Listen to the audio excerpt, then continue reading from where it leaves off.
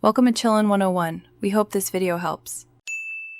In this video, I will show you how to replace your Honda Clarity cabin air filter.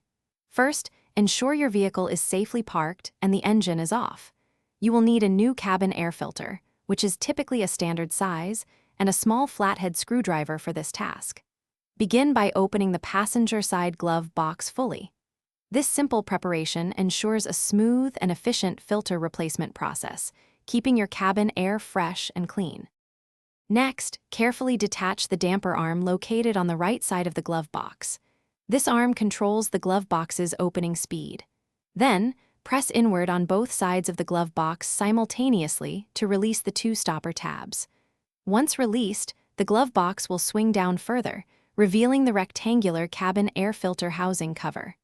This step provides clear access to the filter compartment, preparing for its removal. Now, unclip the two tabs on the cabin air filter housing cover and remove it. You will see the old filter inside. Gently slide out the old filter, noting the direction of the airflow arrow printed on its side.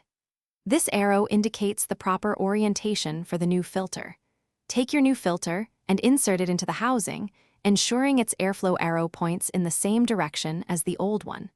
This is crucial for optimal air filtration. Finally, reattach the filter housing cover, ensuring both clips snap securely into place.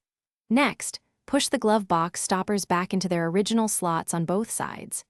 Reconnect the damper arm to its attachment point on the right side of the glove box. Give the glove box a gentle push to ensure it closes properly. You have successfully replaced your Honda Clarity cabin air filter, improving your vehicle's air quality in about 10 minutes. Thanks for watching. Consider subscribing if we helped you.